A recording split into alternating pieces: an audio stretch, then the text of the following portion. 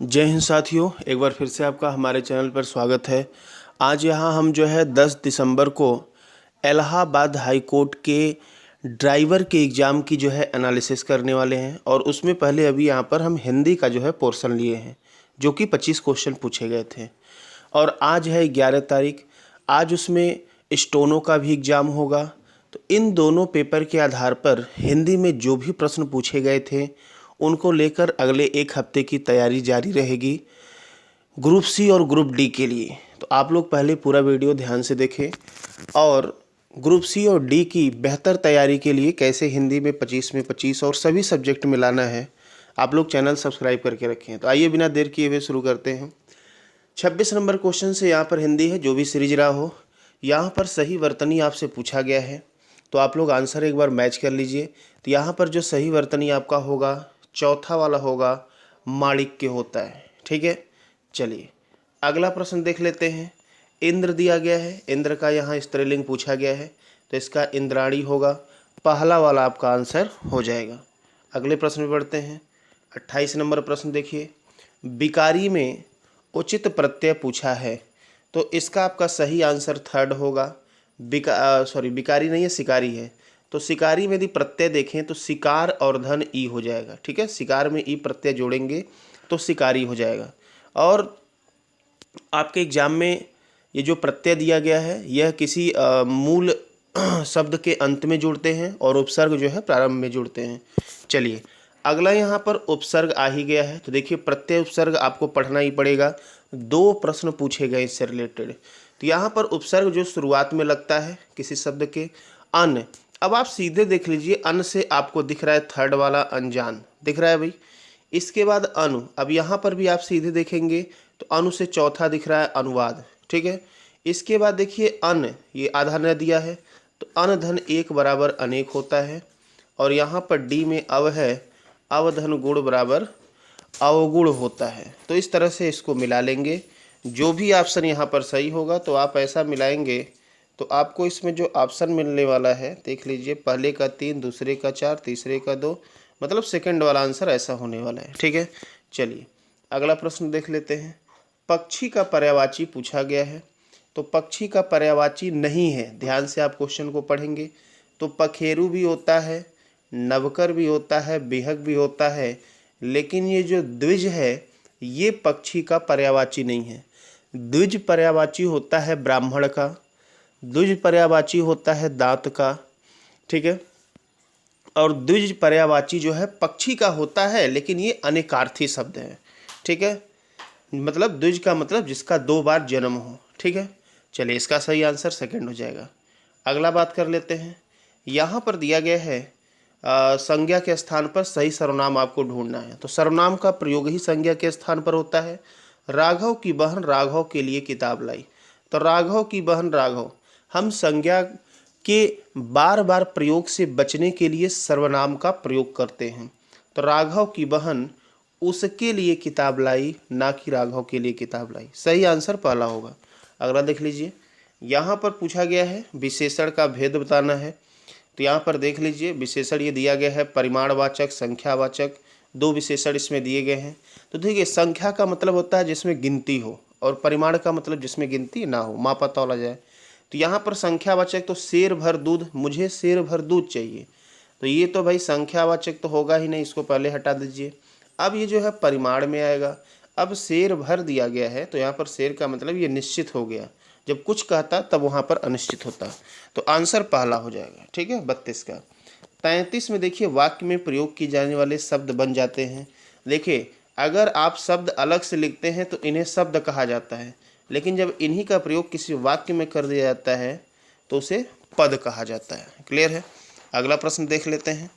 अगला आयात का विलोम पूछा गया है, तो इसका निर्यात है। देखिए वर्तमान में सीजीएल का एग्ज़ाम चल रहा है, उसमें भी जो है 9 तारीख के एग्ज़ाम पे इंपोर्ट का एक्सपोर्ट पूछा गया था। कोई बात नहीं, आयात का निर्यात हो जाएगा। ठीक है, आगे बात कर लेते हैं। अगला यहाँ पर वर्तमान काल के उदाहरण पूछा गया है। देखिए वर्तमान काल के भेद तो कुल 5 होते हैं, लेकिन इसमें पूछा गया कौन कौन सा उदाहरण है।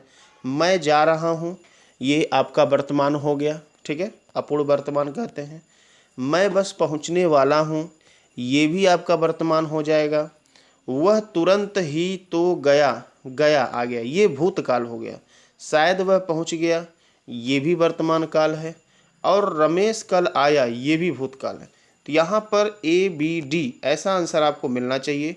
तो ऐसा आंसर आपको कहाँ मिल रहा है भाई? फोर्थ में, ये आपका आंसर हो जाएगा। ठीक है, अगले प्रश्न की बात कर लेते हैं। निम्नलिखित में से बादल का पर्यायवाची नहीं है।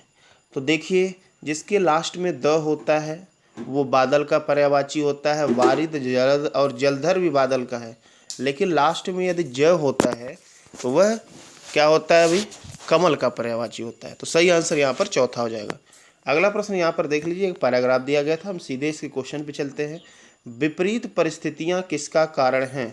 तो यहाँ पर इसका सही आंसर होगा मानवीय गुणों के विकास में। जब इंसान के सामने विपरीत परिस्थिति आती है तो उसकी क्वालिटी में निखार आता है। चलिए, अगला प्रश्न पूछा गया था, मनुष्य को सोने जैसा शुद्ध बनाने में क्या सहायक है? तो यहाँ पर इसका जो सही आंसर आपका होगा वो होगा आंतरिक दृढ़ता। अगर आप अंदर से मजबूत हैं तो फिर आप सोने जैसा शुद्ध बन जाएंगे। अगला देखिए, विपत्तियों के बीच अपना मार्ग बना लेने की क्षमता कब उत्पन्न होती है? देखिए, विपत्तियों के बीच वही अपना मार्ग बना पाता है जो कष्टों से जूझता है। तो कष्टों से जूझकर जो है लोग क्या करते हैं भाई? विपत्तियों के बीच अपना मार्ग बना लेते हैं। अगला यहाँ पर लौह इस्पात बन जाता है, कथन का आशय क्या होगा? तो यहाँ पर जो 40 नंबर है, ठीक है, आगे थोड़ा सा बढ़ लेते हैं, यहाँ जाइए। लौह इस्पात बन जाता है, इस कथन का आशय पूछा गया है। तो इसका मतलब अत्यंत कठोर और मजबूत बन जाता है। ठीक है, चलिए 41 नंबर क्वेश्चन की बात कर लेते हैं। यहाँ पूछा गया है शारीरिक श्रम से शरीर कैसा हो जाता है? अब कुछ लोग अपने अनुसार आंसर लगाएंगे, ऐसा नहीं करना है, आपको पैराग्राफ के अनुसार आंसर देना है। तो शरीर जो है बलिष्ठ हो जाता है, दृढ़ हो जाता है और इस्पाती हो जाता है। सही आंसर आपका डी हो जाएगा, ए बी डी। ठीक है, लचीला नहीं होता है। ठीक है, चलिए 42 नंबर देख लेते हैं। यहाँ पर दिया गया है रिक्त स्थान की पूर्ति करना है पर्यायवाची से। कल हमारा अपने घर में प्रवेश है। तो अपने घर में प्रवेश हमेशा देखिए, जब कोई नया घर बनवा लेता है तो बड़ा प्रसन्न होता है, उसे गृह प्रवेश कहा जाता है। क्या कहते हैं भाई? गृह प्रवेश। देखिए, हर शब्द का एक उचित होता है। अब सारे तो पर्यायवाची घर के ही हैं, लेकिन गृह प्रवेश उसे कहते हैं। चुटकुला सुनने पर मीना बहुत हंसी, वाक्य में क्रिया विशेषण। अब देखिए, क्रिया विशेषण से दो प्रश्न पूछ लिए गए हैं। नहीं, पिछले वाला तो विशेषण था। ठीक है, तो यहाँ पर बहुत हंसी, तो आंसर हो जाएगा परिमाण। बहुत किस में आता है भाई? परिमाणवाचक क्रिया विशेषण में। और यहाँ देखिए, क्रिया विशेषण के 4 भेद होते हैं। चारों भेद यहाँ बता दिए गए हैं, परिमाणवाचक, रीतिवाचक, स्थानवाचक और कालवाचक। चलिए, अगला प्रश्न देख लेते हैं। रहीमन पानी राखिए, बिन पानी सब सून, अब पानी गए न उबरे, मोती मानुष चून। यहाँ पर श्लेष अलंकार है। क्या है भाई? श्लेष अलंकार। पानी 3 बार आया है और तीनों बार इसका अलग अलग अर्थ है। ठीक है, चलिए, एक बार मोती, एक बार मानुष, एक बार चून। अगला देखिए, सिपाही को देखते ही चोर। अब यहाँ पर आपको भरना है चोर क्या होगा? भीगी बिल्ली बन जाएगा, बिल्कुल बन जाएगा, मतलब डर जाना। 9 2 11 हो जाएगा, भाग जाएगा, हाँ भाग ही जाएगा। देख के होश उड़ जाएगा, ये भी सही है। दबे पाँव भाग लेगा, ये भी सही है। फूले न समाना, ये गलत होगा। अब चोर जो है सिपाही को देखकर खुश थोड़ी ना होगा। तो यहाँ पर आंसर आपका बनेगा ए बी सी डी, अर्थात यहाँ पर सही आंसर आपका बनने वाला है सेकंड वाला। ठीक है, चलिए अगला प्रश्न देख लेते हैं। दिया गया रिश्वतखोर होने के कारण वह पकड़ा गया, वाक्य का संयुक्त वाक्य में रूपांतरण आपको कर देना है।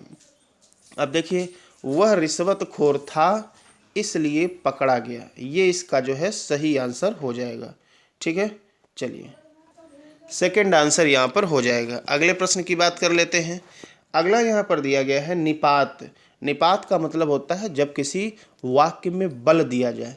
तो यहाँ पर पूछा गया है निपात शब्द कौन सा है? ये क्योंकि, अथवा, ये सब आपके समुच्चय बोधक में आते हैं और भी समुच्चय बोधक में आता है, लेकिन ही क्या है? एक निपात है। ठीक है, ही, तो, तक, ये सारे निपात होते हैं। किस समास के दोनों पद प्रधान होते हैं और विग्रह योजकों चिन्ह में प्रयोग किया जाता है? ठीक है, विग्रह में योजक चिन्ह का प्रयोग होता है। तो ये आपका द्वंद्व समास होता है। देखिए, समास को भी बांटा गया है प्रधानता के आधार पर। प्रधानता के आधार पर समास के 4 भेद होते हैं। पहला होता है कि दोनों पद प्रधान हो तो उसे द्वंद्व समास कहते हैं। दूसरा होता है बाद वाला पद प्रधान हो ठीक है, तो उससे तत्पुरुष समास कहते हैं। तीसरा होता है कि पूर्व पद अर्थात पहला पद प्रधान हो तो उसे कहते हैं अव्ययी भाव समास। और चौथा होता है कि दोनों पद गौण हो, कोई भी प्रधान ना हो तो उसे कहते हैं कौन सा भाई, बहुव्रीहि समास। ठीक है, ये हो गया 48 नंबर। 50 नंबर देख लीजिए, 49 नंबर पे भी हम आ रहे हैं। यहाँ पर दिया गया है लोकोक्ति आपको बताना है।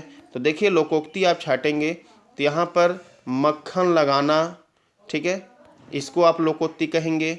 इसके बाद क्या कहेंगे भाई, पानी पानी होना, मक्खन लगाना और सांप निकल गया लकीर पीटते रहें। ठीक है, तो यहाँ पर DBA आंसर आपका हो जाएगा। ठीक है, चलिए अगली बात कर लेते हैं। अगला प्रश्न 49 नंबर जो था यहाँ पर है प्रश्न, वो 48 नंबर है। यहाँ पर मिलान करना है कि कौन सा जो है किससे मिलान होगा। ठीक है, तो कारक के भेद, कारक से ये प्रश्न है और आप देख रहे हैं कारक से यहाँ पर भेद रेखांकित वाक्य को सुमेलित करना है, बताना है कौन सा इसका आंसर होने वाला है। तो देख लीजिए, बात करें सबसे पहले करण कारक की, तो करण कारक दिया गया है, कर्ता ने कर्म को करण से आता है भाई, तो यहाँ पर सेकंड में देखिए हाथ से दिया है तो करण का हो जाएगा सेकंड। ठीक है भाई, करण का सेकंड हो गया। इसके बाद कर्म कारक, कर्म कर्ता ने कर्म को होता है तो कर्म कारक में देख लीजिए को, बच्चा खिलौने को फेंकता है तो दूसरे का हो गया 4। बस आप 2 ही चक्कर के आंसर तो दे सकते थे, लेकिन और संप्रदान मतलब किसी को जब कुछ देते हैं, माँ ने मजदूर को पैसे दिए, यहाँ भी को है लेकिन देने का सेंस है। अपादान मतलब अलग, यात्री चलती गाड़ी से कूदा, ठीक है, तो यहाँ पर अलग हो गया तो ये हो गया अपादान। इस तरह से थर्ड वाला आंसर हो जाएगा। ठीक है, चलिए जो है अब हम मिलते हैं अगले, आज जो पेपर होगा उसकी भी एनालिसिस करेंगे और दोनों के एनालिसिस के आधार पर एक वीडियो लेकर आएंगे। और अगले जो इसका भी 17-18 को है उसकी एक सफल रणनीति होगी कि 25 में 25 कैसे निकालें। तो चैनल आप सब्सक्राइब करके रखें, लोगों के साथ शेयर भी करें। धन्यवाद।